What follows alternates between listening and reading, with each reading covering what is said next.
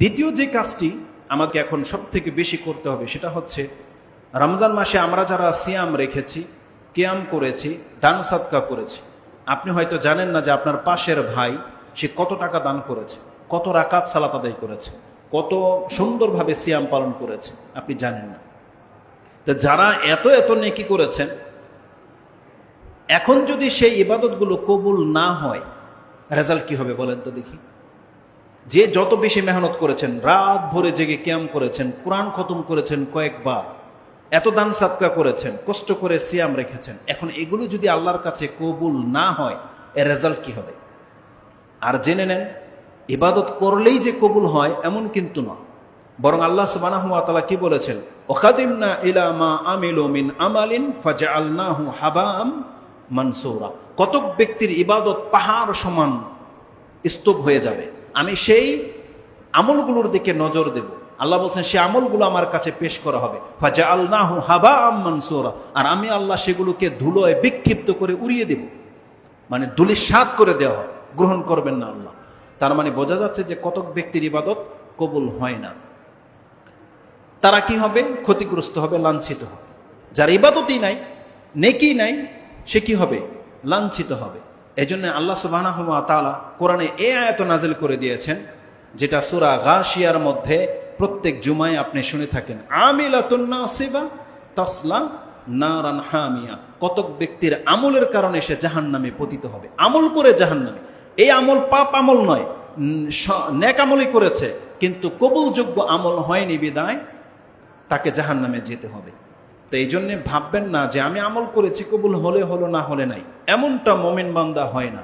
বরং মুমিন বান্দা কেমন হয় সেই দিক নির্দেশনাটা আমি আপনার কাছে তুলে ধরতেছি। দেখেন, ইবাদতগুলো অনেক দামি।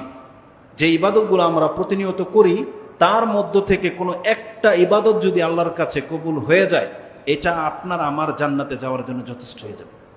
কারণ আল্লাহ কি বলেছেন, ইন্নামা ইয়াতাকাব্বালুল্লাহু মিনাল মুত্তাকিন। আল্লাহ তো কেবল মুত্তাকি বান্দার ইবাদত কবুল করে থাকেন। আর আপনার আমার যদি কোনো ইবাদত আল্লাহর কাছে কবুল হয়ে যায়, হতে পারে সেটা সালাত, হতে পারে সেটা সিয়াম, হতে পারে সেটা দান সাদাকা, হতে পারে রাস্তা থেকে একটা কষ্টদায়ক বস্তু আপনি তুলে ফেলে দিয়েছিলেন, আপনার মুখের একটা ভালো কথাও আল্লাহর কাছে কবুল হয়ে যেতে পারে। যদি কবুল হয়ে যায়, আপনি হয়ে যাবেন মুত্তাকি। কারণ আল্লাহ কি বলেছেন, ইন্নামা ইয়াতাকাব্বালুল্লাহু মিনাল মুত্তাকিন। আল্লাহ মুত্তাকিটাই কবুল করে থাকেন। আর আপনার আমার যদি কোনো ইবাদত কবুল হয়ে যায়, আর আল্লাহ এই ব্যক্তির সম্পর্কে বলেছেন, উইদ্দাত লিল মুত্তাকিন, আমি জান্নাতকে প্রস্তুত করে রেখেছি মুত্তাকি বান্দার জন্য। তার মানে আমল কবুল হওয়া মানেই জান্নাতি হওয়া। এই জন্য ইবাদত কবুল হচ্ছে কিনা আমাদেরকে এটা নিয়ে ভাবতে হবে, ভয় থাকতে হবে। আপনি কি জানেন আল্লাহ সুবহানাহু ওয়া তাআলার মুমিন বান্দারা কেমন হয়ে থাকে?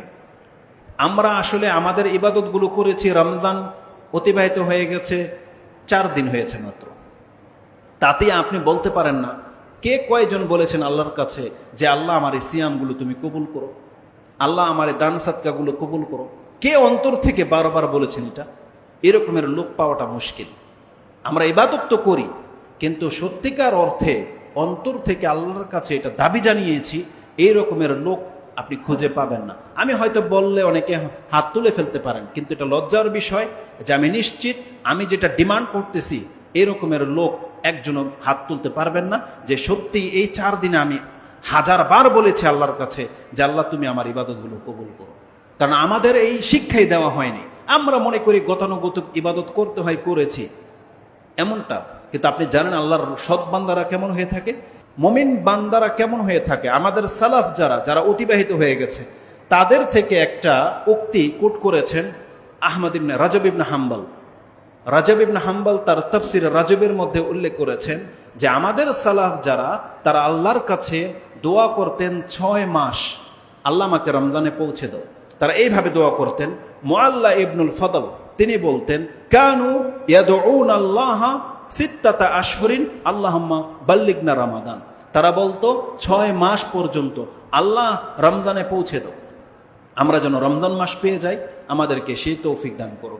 আর যখন রমজান তারা অতিবাহিত করতেন, তখন তারা বলতেন সুম্মা ইয়াদউনাহু, তারা আল্লাহর কাছে দোয়া করতে থাকতেন সিত্তাতা আশহুরিন আইয়াতাকাব্বালাহু মিনহুম, যাতে করে তাদের ইবাদতগুলো আল্লাহর কাছে গ্রহণযোগ্য হয়ে যায়, তারা এর জন্য আল্লাহর কাছে বারবার দোয়া করতে থাকতেন 6 মাস। আর আমরা 6 দিন হয় নাই ভুলে গেছি। তারা 6 মাস পর্যন্ত আল্লাহর কাছে দোয়া করতে থাকতেন, আল্লাহ আমার সিয়াম কবুল করো, আল্লাহ আমার কিয়াম কবুল করো, আল্লাহ আমার জাকাত কবুল করো। এগুলো অনেক দামি দামি ইবাদত। এই জন্য আমাদেরকে কি করতে হবে? আল্লাহ সুবহানাহু ওয়া তাআলার কাছে দোয়া করতে হবে প্রতিনিয়ত যে আমাদের ইবাদতগুলো যেন কবুল হয়। ইবাদত কবুল হওয়া না হওয়া নিয়ে ভয় পাওয়া, এটাই প্রকৃত মুমিনদের গুণ। যেটা ছিল আজকের খুতবার মূল পয়েন্ট। যে আয়াতটি আমি পাঠ করেছি সেটা ছিল সূরা মুমিনুন 23 নম্বর সূরার 60 নম্বর আয়াত। এই 60 এবং 61 নম্বর আয়াতটি আপনি ভালো করে পড়বেন। তাতে আল্লাহ সুবহানাহু ওয়া তাআলা কিছু মুমিন বান্দাদের সম্পর্কে বলতেছেন, ওয়াল্লাযীনা ইউতুনা মা আতাউ ওয়া কুলুবুহুম ওয়াজিলাতুন আন্নাহুম ইলা রাব্বিহিম রাজিউন। যারা ভয় করে যে আমাকে আল্লাহর কাছে ফিরে যেতে হবে, এই ধরনের মুমিন বান্দাদের গুণ সম্পর্কে আল্লাহ সুবহানাহু ওয়া তাআলা বলতেছেন যে এরা যা কিছু দান করার, যেই কোনো আমল করার করে তাদের অন্তর থাকে ভীত। ওয়াল্লাযীনা ইউতুনা মা আতাউ ওয়া কুলুবুহুম ওয়াজিলাতুন, তাদের অন্তরে থাকে সব সময় ভয়, ভীত সন্ত্রস্ত। কেন? আন্নাহুম ইলা রাব্বিহিম রাজিউন, কারণ আমরা তো একদিন আল্লাহর কাছে ফিরে যেতেই হবে আমাদেরকে। আল্লাহ যদি সেই দিন এই ইবাদতটাকে গ্রহণ না করে, আল্লাহ যদি সেটাকে ছুঁড়ে ফেলে দেয়, যেমনটা ওই আয়াত বলেছে সূরা ফুরকানে রয়েছে, কাদিমনা ইলা মা আমিলু মিন আমালিন। এই আচরণটা যদি আপনার আমার সাথে করে আল্লাহ, কত ইবাদত করেছি আমরা, যদি আল্লাহ বলে যে তবটা আমি গ্রহণ করব না, রেজাল্ট কি হবে? তাহলে আল্লাহ বলতেছেন ওয়া কুলুবুহুম ওয়াজিলাতুন, তাদের অন্তর থাকে কম্পিত। কারা তারা? আয়েশা রাদিয়াল্লাহু তাআলা আনহা তিনি বলতেছেন, সাআলতু রাসূলুল্লাহি সাল্লাল্লাহু আলাইহি ওয়াসাল্লাম হাযিহিল আয়া, এই আয়াতের ব্যাখ্যা সম্পর্কে আমি রাসূল সাল্লাল্লাহু আলাইহি ওয়াসাল্লামকে বললাম, ইয়া রাসূলুল্লাহ আহুমুল্লাযীনা ইয়াশরাবুনাল খামর ওয়া ইয়াসরিকুন, এটা কি ওই মুসলিমদের কথা বলা হয়েছে যেই মুসলিম নামাজও পড়ে আবার মদও খায়, যেই মুসলিম নামাজও পড়ে সুদও খায়, চুরিও করে, তাদের কথা বলা হচ্ছে যে আরে আমি তো সুদও খাই আবার নামাজও পড়ি, আল্লাহকে তো ভয় করতে হবে? এই ধরনের অনেকে হয় না পাপীরা, আমরা পাপ করার পরেও আল্লাহকে ভয় পাই।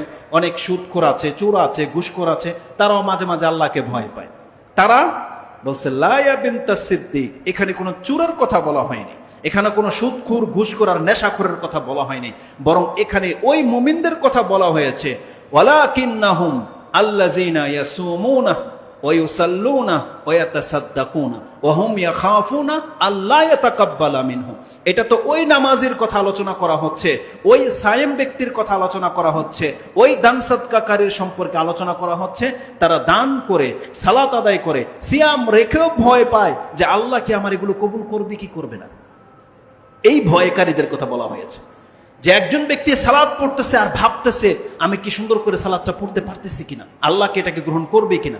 অনেক সময় আমাদের জামাত ছুটে যায়, দেখা যাবে যে 4:30 বেজে গেছে, 4:45 বেজে গেছে, আরে সূর্য উঠে যাচ্ছে, তাড়াহুড়া করে আমরা 2 রাকাত সালাত পড়ে নিলাম ফজরে। এই ব্যক্তি না ভয় পায় যে আমার আজকে এত বড় ভুল কিভাবে হয়ে গেল, আমার সালাত কি কবুল হবে কিনা, সূর্য উঠে যাচ্ছে, এ না ভয় পায়। কোন ব্যক্তি ভয় পায়? যেই ব্যক্তি বৃহস্পতিবার দিন সিয়াম রেখেছে, হঠাৎ করে তার যারা কোনো একটা ভুল হয়ে গেলে সে ভয় পায় যে আজকে সিয়াম রেখে আমার একটা এত বড় একটা খারাপ কাজ হয়ে গেল বা পাপ হয়ে গেল। যেই ব্যক্তি দান সাদকা করে ভয় পায় যে আমার এখানে কি কোনো ভুল ত্রুটি হলো কিনা, আমার কোনো রিয়া কি ঢুকে গেল কিনা, সেই না ভয় পায়। যদি আল্লাহ কবুল না করে তাহলে কি হবে, তাদের কথা আলোচনা করা হচ্ছে এখানে। আর রাসূলুল্লাহ সাল্লাল্লাহু আলাইহি সাল্লাম বলেন, এরাই হলো সেই ব্যক্তি যারা সালাত পড়েও ভয় পায়, যারা সিয়াম রেখে আল্লাহকে ভয় পায়, যারা দান সাদকা করেও এটা ভয় পায় যে আল্লাহ আমার এই দানকে কবুল করতেছে কি করতেছে না। এরাই হলো সেই সমস্ত ব্যক্তি যাদের প্রশংসা আল্লাহ করেছেন, উলাইকা ইউসারিউনা ফিল খায়রাত, এরাই হলো সেই ব্যক্তি যারা কল্যাণকর কাজে সারাক্ষণ লেগে থাকে। ওহুম লাহু সাবিকুন, আর এরাই হলো অগ্রগামী। আল্লাহ বলতেছেন এরাই হলো অগ্রগামীদের অন্তর্ভুক্ত। মানুষকে এটা বুঝে যে নামাজের মধ্যে ভয় পেতে হয়। যারা নামাজ পড়ে না তারা কি কোনোদিন এই আয়াতের অনুধাবন করতে পারবে? আল্লাহ মুমিনদের সম্পর্কে কি বলেছেন? ওই মুমিন যারা নাজাত পাবে, এই সূরা মুমিনুনের প্রথম আয়াতে ফিরে আসেন। আল্লাহ কি বলেছেন? কাদ আফলাহাল মুমিনুন, ওই সমস্ত মুমিনরা ফালা পেয়ে গেল, নাজাত পেয়ে গেল। কারা? আল্লাযীনা হুম ফি সালাতিহিম খাশিউন, যারা তাদের নামাজে বিনয়ী, নামাজে ভয় পায় আল্লাহকে, নামাজে দাঁড়িয়েছে অন্তর ফেটে যাচ্ছে, আল্লাহ কবুল করবে কি করবে না, কি হবে আমার রেজাল্ট, নামাজটাকে সুন্দর করে পড়তে পারতেছে কিনা। আর এক শ্রেণীর মানুষ আছে নামাজই পড়ে না, পার্থক্যটা কি দুই ব্যক্তির মধ্যে? আল্লাহ বলছেন কাদা আফলাহা, এই ব্যক্তি নাজাত পেয়ে যাবে যেই ব্যক্তি তার নামাজে বিনয়ী, নামাজে সে খুশু খুজু। এই ব্যক্তি হচ্ছে প্রকৃত অর্থে মুমিন, যে ভয় পায় যে আমার ইবাদত কি কবুল হচ্ছে কি হচ্ছে না। এই জন্য আমাদেরকে ভয় পেতে হবে যে আমাদের ইবাদতগুলো কি কবুল হচ্ছে কি হচ্ছে না। এই আয়াতটি যেমনটা বলেছি আপনি মুমিনুনের মধ্যে 60-61 নম্বরে পেয়ে যাবেন। আর যে হাদিসটি বলেছি, এই হাদিসটি ইমাম তিরমিজি রাহিমাহুল্লাহ তিনি তার কিতাবুত তাফসিরের মধ্যে এনেছেন, 3175 নম্বর হাদিস। ইবনু মাজাতে আপনি হাদিসটি কিতাবুল জুহুদের মধ্যে পেয়ে যাবেন, একেবারে শেষ অধ্যায় 31 নম্বর অধ্যায়, হাদিস নাম্বার হচ্ছে 4198। ইবাদত করে যে ভয় পেতে হবে এর একটা এক্সাম্পল তুলে ধরেছেন ইবনে কাসির রাহিমাহুল্লাহ, চমৎকার একটা উদাহরণ, যে আপনি কি করে বুঝবেন যে ইবাদত করে কিভাবে ভয় পেতে হয়, সেটা কেমন হয়। তিনি সুবহানাল্লাহ একজন উত্তম একজন ব্যক্তির উদাহরণ এনেছেন, যিনি হলেন এই পৃথিবীর শ্রেষ্ঠ মানুষদের মধ্যে 2 নম্বরে আছেন, ইব্রাহিম আলাইহিস সালাম, খলিলুর রহমান। তার অবস্থাটা তিনি তুলে ধরেছেন। তিনি তার কিতাবের মধ্যে সূরা বাকারার 127 নম্বর আয়াতটি কোট করেছেন, যে আয়াতের মধ্যে আল্লাহ ইব্রাহিম আলাইহিস সালামের দোয়াটা আমাদেরকে জানিয়েছেন, ওয়াইজ ইয়ারফাউ ইব্রাহিমুল কওয়াইদা মিনাল বাইত ওয়া ইসমাঈলু রাব্বানা তাকাব্বাল মিন্না ইন্নাকা আনতাস সামিউল আলিম। তারা 2 বাপ বেটা ইব্রাহিম এবং ইসমাইল, তাদের ইখলাসে কোনো ত্রুটি ছিল, তাদের কাজকর্মে কোনো ঘাটতি ছিল। 2 বাপ বেটা বাইতুল্লাহ আল্লাহর ঘর বানাচ্ছেন আল্লাহর চোখের সামনে। ইয়ারফাউ ইব্রাহিমু আল কওয়াইদা, এক একটা তাবুক পাথরের টুকরা রাখতেছিলেন। ওয়া ইসমাঈল, তিনি তার পিতার কাছে সে পাথর দিচ্ছিলেন, আর দুইজনই বলতেছিলেন রাব্বানা তাকাব্বাল মিন্না, আল্লাহ আমাদের পক্ষ থেকে এই খেদমতটাকে কবুল করো।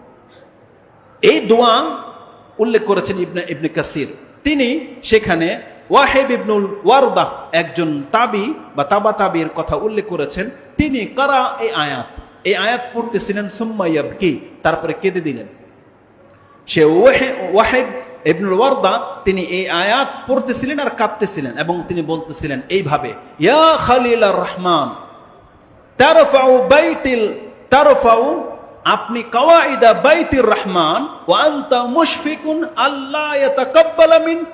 সে কাঁদতেছে আর এটা ভাবতেছে যে হে খলিলুর রহমান, হে আল্লাহর খলিল, আপনি আল্লাহর ঘর বানাচ্ছেন, আপনি হচ্ছেন আল্লাহর খলিল, আর আপনি ভয় পাচ্ছেন যে আল্লাহর কাছ আপনার কাছ থেকে আল্লাহ এটা কবুল করবে কি করবে না। তিনি এটা ফিল করে কাঁদতেছেন যে যেখানে আল্লাহর খলিল ভয় পাচ্ছে, তাও কোন কাজ করতে গিয়ে আল্লাহর কাবা ঘর বানাচ্ছেন, এর চেয়ে উত্তম কোনো কাজ আছে? আর বানাচ্ছেন কে? ইব্রাহিম আলাইহিস সালাম। আর তিনি ভয় পাচ্ছেন যে আল্লাহকে এটা আমার কাছ থেকে কবুল করবে কি করবে না। তখন সেই তাবি বা তাবি তিনি এই কথাটাকে অনুধাবন করে কাঁদতেছেন যে আল্লাহর খলিল আপনি ভয় পাচ্ছেন, ওয়ান্তা মুশফিকুন আল্লাহ ইয়াতাকাব্বালা মিনকা, আল্লাহ যে আপনার কাছ থেকে সেটা কবুল করা হবে কি হবে না এটা নিয়ে আপনি ভয়ে ভীত। তাহলে আমাদের অবস্থাটা কি হবে? আমাদের কি করা উচিত? অথচ আমরা যেই কোনো একটা কাজ করে দিলাম, আমরা হাত মুছে নি, হয়ে গেল বাস। যেমন চুক্তির কাজ, যারা তারাবি সালাত আদায় করেছেন 20 রাকাত, তাদের নমুনাটা কি?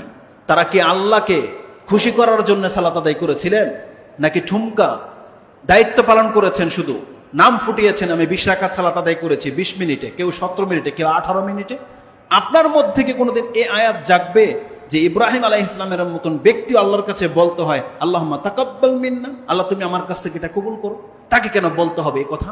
কিন্তু আমি আর আপনি তো সালাত পড়লাম, সিয়াম রাখলাম, একবারও তো বললাম না আল্লাহর কাছে সেজদায় যে আল্লাহ আমার এই সিয়ামগুলো কিয়ামগুলো কবুল করো, আমি যে কোরআন পড়েছি আল্লাহ কবুল করো, আমি যে দান সাদকা করেছি আল্লাহ কবুল করো। একবারও কি বলেছি আমরা যে আল্লাহ কবুল করো? এটা আমরা বলি না। কিন্তু ইব্রাহিম আলাইহিস সালামের মতন ব্যক্তি তিনি এই ভয় পেতেন যে আল্লাহর কাছে এটা কি কবুলযোগ্য হচ্ছে কি হচ্ছে না। ইমাম ইবনে কাসির রাহিমাহুল্লাহ বলেন, ওয়া হাযা কামা হাকা আল্লাহু তাআলা আলা হালিল মুমিনিনাল মুখলিসিন, এটাই হলো মুমিন মুখলিস ব্যক্তিদের অন্তর, যার বর্ণনা আল্লাহ আমাদের কাছে তুলে ধরেছেন যে আমাদেরকে এইভাবে ভয় পেতে হবে। আল্লাহ সুবহানাহু ওয়া তাআলা বলে নাই যে মুমিন বান্দাদের অন্তর কেমন হয়? জাকারিয়া আলাইহিস সালামের কথা আছে, আল্লাহ সুবহানাহু ওয়া তাআলা তাদের সম্পর্কে কি বলেছেন?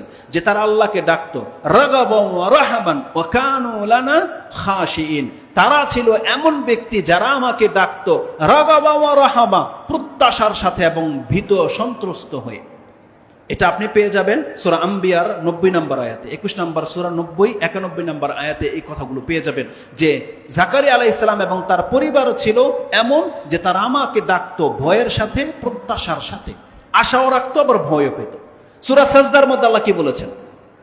সূরা সাজদার মধ্যে আল্লাহ বলেছেন যে যারা রাত জাগে, দয়াময়ের বান্দা যারা, রহমানের বান্দা যারা নাজাত পাবে, তারা কি বিছানা থেকে তাদের পিঠ আলাদা হয়ে যায়। তাতাজাফা জুনুবুহুম আনিল মাদাজি'i ইয়াদউনা রাব্বাহুম খাউফাও ওয়া তামা ওয়া মিম্মা রাযাকনাহুম ইউনফিকুন। আল্লাহ বলছেন নাজাতপ্রাপ্ত ব্যক্তিদের অবস্থা হচ্ছে এই, ভয়ে রাতে বিছানা থেকে পিঠ আলাদা হয়ে যায়।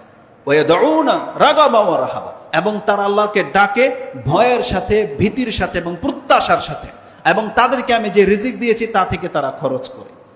আল্লাহ সুবহানাহু ওয়া তাআলার মুমিন বান্দাদের গুণ এটা হতে হবে যে আল্লাহকে ডাকতে হবে, আল্লাহর কাছে ক্ষমা চাইতে হবে, বা আমাদের ইবাদতগুলো কবুল হচ্ছে কিনা এটা নিয়ে মনের মধ্যে ভয়ও থাকতে হবে এবং প্রত্যাশাও থাকতে হবে যে আমি তো ভালো করে করতেছি, ইনশাআল্লাহ আল্লাহ আমার এই ইবাদতগুলো কবুল করবেন। আল্লাহর কাছে আমাদেরকে বলতে হবে। এটা ছিল দ্বিতীয় কারণ কি, আমাদের ইবাদতগুলো অত্যন্ত দামি। আমি এটা আপনাকে বুঝাতে পারবো না যে ইবাদতগুলো কত দামি, কারণ ইবাদত যদি কবুল হয়ে যায় কি হতে পারে। আর একটা গাছের ঢালকে কেটে দেওয়ার কারণে এক ব্যক্তি জান্নাত পেয়ে গেছে, এই হাদিস আমরা বহুবার আলোচনা করেছি। আল্লাহ যদি কোনো কিছু কবুল করে নেয়, এটা ওই অবস্থায় থাকে না।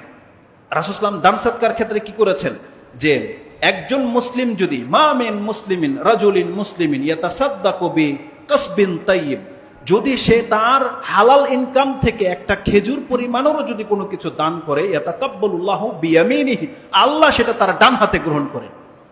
সুম্মা ইউরাব্বিহা লিসাহিবিহি কামা ইউরাব্বি আহাদাকুম ফালুওয়াহু আও কালুসাহু হাত্তা মিসলাল জাবাল। রাসূল সাল্লাল্লাহু আলাইহি ওয়াসাল্লাম বলেছেন কোন ব্যক্তি যদি তার হালাল ইনকাম থেকে সামান্য পরিমাণ দান করে, আল্লাহ সেটা তার ডান হাতে গ্রহণ করেন। আর আল্লাহ যদি সেটাকে ডান হাতে গ্রহণ করে নেন, তাহলে সেটার খেজুর পরিমাণ থাকে না, আল্লাহ সেটাকে লালন পালন করে বড় করতে থাকেন। কারণ আল্লাহ হচ্ছেন রব, সেই দানকে আল্লাহ উহুদ পাহাড় সমান বানিয়ে দেবে। আপনি গিয়ে দেখতে পারবেন এগুলো সব আপনার দান, আল্লাহ কবুল করে বসে আছে। এই জন্য আল্লাহ সুবহানাহু ওয়া তাআলার কাছে কবুল হওয়াটা সব থেকে বেশি গুরুত্বপূর্ণ, সব থেকে বেশি গুরুত্বপূর্ণ। এই জন্য আল্লাহর কাছে আমাদেরকে বলতে হবে যে আল্লাহ তুমি আমার ইবাদতগুলোকে কবুল করো। আর জেনে নেন আল্লাহ সুবহানাহু ওয়া তাআলা কোনো উদাসীন ব্যক্তির ইবাদত কবুল করে না। যারা গাফেল, উদাসীন, তাদের ইবাদত আল্লাহ কবুল করে না। এই ক্ষেত্রে আমি আপনাকে তিরমিজি থেকে একটা হাদিস শোনাতে পারি, যে হাদিসটা আপনি দোয়ার অধ্যায় পেয়ে যাবেন, দোয়ার গুরুত্ব, কিভাবে আপনি দোয়া করবেন। রাসূলুল্লাহ সাল্লাল্লাহু আলাইহি ওয়াসাল্লাম থেকে এটা ইমাম তিরমিজি রাহিমাহুল্লাহ কোট করেছেন, যেটা আপনি 3479 পেয়ে যাবেন। হাদিসের বর্ণনাকারী হচ্ছে আবু হুরায়রা রাদিয়াল্লাহু তাআলা আনহু। তিনি বলতেছেন ক্বালা রাসূলুল্লাহ সাল্লাল্লাহু আলাইহি ওয়াসাল্লাম উদুল্লাহ ওয়া আনতুম মুকিনুনা বিল ইজাবা ওয়ালামু আন্নাল্লাহা লা ইস্তাজিবু দুআআন মিন কলবিন গাফিলিন লাহিনিন। তোমরা যখন আল্লাহকে ডাকবা তখন কায়ে মনে ডাকবা, আল্লাহর কাছ থেকে নিবেই নেবে, নাছোড় বান্দা হয়ে ডাকবা। একটা বাচ্চা একটা চিপস খাওয়ার জন্য 10 টাকা নেওয়ার জন্য তার বাপকে, তার মাকে যেভাবে ধরে, আপনাকে আল্লাহকে তার থেকেও বেশি আঁকড়ে ধরতে হবে। আপনি জানেন বাচ্চাদের নেচার কি? আপনি যতই ওকে থাপ্পড় দেন, যতই ওকে ধাক্কা দিয়ে সরিয়ে দেন, আপনার আঁচলও ছাড়বে না। আপনার পেছনে জ্ঞান জ্ঞান করতেই থাকবে, ও কান্না করতে থাকবে, ছিঁড়ে ফেলবে, আপনাকে টেনে ধরবে। আপনি যতই ওকে লাঞ্ছিত করেন, ও 10 টাকা ছাড়া আপনাকে ছাড়বে না। এক পর্যায়ে আপনি কি করেন? দিয়ে দেন। আল্লাহ সুবহানাহু ওয়া তাআলা তো বাপমার থেকে বেশি দয়ালু, কিন্তু আমরা তো চাচ্ছি নাজাত, কিন্তু আমরা কি আল্লাহ সুবহানাহু ওয়া তাআলার কাছে এইভাবে ডাকি? আল্লাহকে কোনোদিন আমরা ডাকি না। আমরা অন্যের কাছে সাহায্য চাইতে গেলে, কারো কাছে হেল্প চাইতে গেলে, ঋণ ধার চাইতে গেলে, তার প্রশংসা এমন ভাবে করেন, তার সামনে এত নরম ভাষায় কথা বলেন, কিন্তু চাচ্ছেন আল্লাহর কাছে নাজাত, কিন্তু আল্লাহকে এমন ভাবে ডাকছেন যেমন আল্লাহকে আপনি কোনো মূল্যায়নই করেন না। যেমন জান্নাত আমাদের বাপদাদার কিনা, আল্লাহর কাছে গচ্ছিত রাখা আছে, আর আপনি যেন আপনার হক আল্লাহর কাছ থেকে জোর করে নেবেন এমন একটা ভাব। আপনি বলছেন আল্লাহ দিলে দেখ, না দিলে না দেখ, এমন একটা ভাব আমাদের যে আমরা আল্লাহর কাছে চাইলাম আল্লাহ দিলে দেবে, না দিলে নাই, এমন নয়।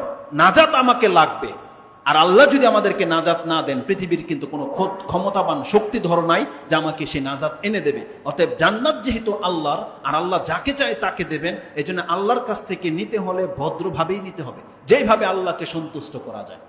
আপনি যদি কারো কাছ থেকে গিয়ে বলেন যে আমার কিছু টাকার প্রয়োজন ছিল, আপনি দিতে পারেন, না দিতে পারেন, এভাবে গিয়ে বলেন কোনোদিন কারো কাছে যে আপনার ইচ্ছে হলে দেন, না দিলে না দেন? বলেন আপনাকে দিবে কেউ এভাবে? এক তো অভাবী, আবার করে অহংকারী। এটা বলবে না যে যা তোকে দিব না। তা আল্লাহ সুবহানাহু ওয়া তাআলার কাছে চাইলে রাসূলুল্লাহ কি বলেছেন? উদউল্লাহ ওয়া আনতুম মুকিনুনা বিল ইজাবা। তোমরা এই ইয়াকিন রেখে আল্লাহকে ডাকবে যে তোমার দোয়া কবুল হবেই হবে, হতেই হবে। রাসূল কি বলছেন? হতেই হবে। মুকিনুন, ইয়াকিন লাগবে যে তুমি একেবারে ইয়াকিন স্যাটিসফাই যে আমার ইবাদত, আমার ডাক আল্লাহ শুনবেই শুনবে, আমি নালে ছাড়বো না আল্লাহকে। এইভাবে ডাকতে হবে। আনতুম মুকিনুনা বিল ইজাবা ওয়ালামু, তোমরা ভালো করে জেনে রাখো, ইন্নাল্লাহ লা ইয়াকবালু দুআআন মিন কলবিন গাফিলিন লাহিনিন। আল্লাহ কোন গাফেল, কোন লাহিন ব্যক্তির দোয়া কবুল করেন না। যে ব্যক্তি গাফেল, ও কি দোয়া করতেছে নিজেই বুঝে না। আজকে আমাদের সমাজে মোনাজাত নিয়ে যত বেশি বাড়াবাড়ি করা হয়, একটা নির্বোধ রাষ্ট্র আমাদের, যে গ্রামের গণ্যমান্য ব্যক্তিরা পর্যন্ত এগুলোকে কদর করে না। নামাজের সালাম ফিরানো শেষ, ইমাম সাহেব বলতেছে আল্লাহুম্মা আমিন বিরহমাতিকা ইয়া আরহামার রাহিমিন। আরে কি বললো? আপনি বলেন হুজুর যে এরকম এরকম করলো, আল্লাহুম্মা আমিন ইয়া রাব্বানা আতিনা ফিদ দুনিয়া হাসানাত। এই যে বললো, সে কি বললো? কি দোয়া করলো? সে নিজের জন্যই কি চাইলো? আপনার জন্যই কি চাইলো? দোয়াটা কার কাছে করলো? সে মোনাজাত করে হাতটাকে পর্যন্ত এইভাবে রাখতে পারে না, সেইভাবে ঝোলে আর এইভাবে ঘুরে বসে করে আল্লাহর কাছে সে দোয়া করতেছে। আর সেই দোয়ার জন্য আপনারা আমাদেরকে ধরেন যে দোয়া কেন করলেন না? এক তো বিদআত, উপরন্তু দোয়ার মধ্যে পর্যন্ত সৌন্দর্যতা নাই। যে যার মতো করে কাকে যে কি বলতেছে কোনো কদর নাই। অথচ রাসূল সাল্লাল্লাহু আলাইহি ওয়াসাল্লাম বলছেন ইন্নাল্লাহ লা ইয়াস্তাজিবু দুআআন মিন কলবিন গাফিলিন লাহিন। এটা হচ্ছে লাহিন, যে আমি করে দিলাম, এটা আমাদের দায়িত্ব ছিল, বা শেষ না। এইভাবে না, আল্লাহর কাছ থেকে নিতে হবে কায়ে মনে, সন্তুষ্ট চিত্তে। আল্লাহকে ধরতে হবে, ছাড়তে হবে না। এটা হচ্ছে বিষয়। তো এই হাদিসটা আপনি ইমাম তিরমিজি রাহিমাহুল্লাহ থেকে 3479 পেয়ে যাবেন, যে রাসূল সাল্লাল্লাহু আলাইহি ওয়াসাল্লাম বলেছেন তোমরা যখন আল্লাহর কাছ থেকে চাইবে, কায়ে মনে চাইবে, আল্লাহর কাছ থেকে নেবেই নেবে। এই আত্মভরসা নিয়ে আল্লাহর কাছে ডাকবে, আল্লাহর কাছে চাইবে। তা আমরা যে রমজান মাসে যে ইবাদতগুলো করেছি, আমাদেরকে আল্লাহর কাছে বলতে হবে আল্লাহ এগুলো কবুল করো। যদি কবুল হয়ে যায়, জেনে নেন আপনি নাজাতপ্রাপ্ত ব্যক্তি হয়ে যেতে পারবেন। আমরা আল্লাহর কাছে দোয়া করি, আল্লাহুম্মা তাকাব্বাল মিন্না ইন্নাকা আনতাস সামিউল আলিম। আল্লাহ তুমি আমাদের ইবাদতগুলো কবুল করো, নিশ্চয়ই তুমি হচ্ছে শ্রোতা এবং তুমি সবকিছু জানো আল্লাহ।